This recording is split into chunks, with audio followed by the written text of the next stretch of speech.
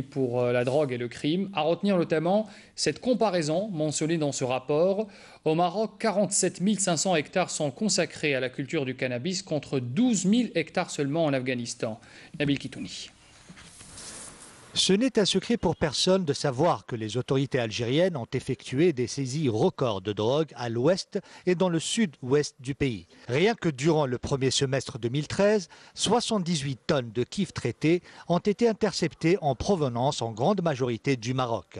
Et ce n'est pas un hasard de voir ce pays figurer en première place.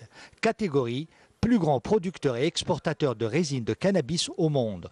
Une place attribuée par l'Office des Nations Unies pour la drogue et le crime dans son dernier rapport. L'ONU-DC met en lumière également le manque d'engagement des autorités marocaines dans sa politique d'éradication concernant les superficies cultivées de cannabis. Pour preuve, plus de 47 hectares spécifiques à cette culture illicite sont toujours d'actualité. La surface des champs réservés au cannabis au Maroc reste la plus importante mondialement.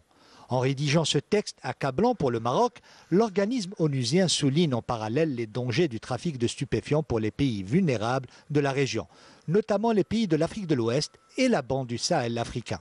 L'organisme interpelle ici sur le lien avéré entre le trafic de drogue et le terrorisme.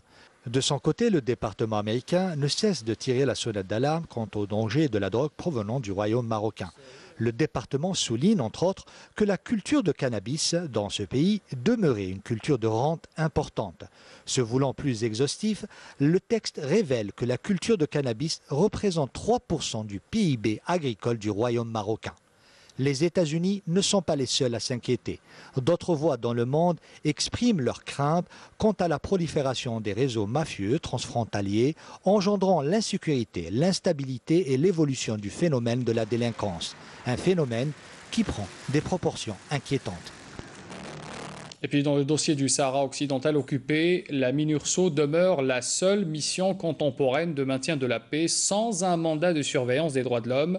C'est un constat qui vient d'être rappelé dans un message de l'ONG américaine Robert Fitzgerald Kennedy pour la justice et les droits de l'homme dans une lettre adressée au secrétaire d'État John Kerry, qui doit d'ailleurs se rendre prochainement à Rabat.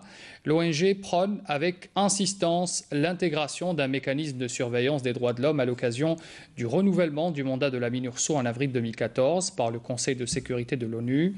Un tel mécanisme est considéré par la quasi-totalité des États, les USA compris, et ainsi que les organisations internationales, l'ONU, l'Union africaine et le Parlement européen, ainsi que toutes les ONG des droits de l'homme, comme une exigence devant les violations répétées des droits de l'homme commises par les autorités d'occupation marocaines contre les Sahraouis.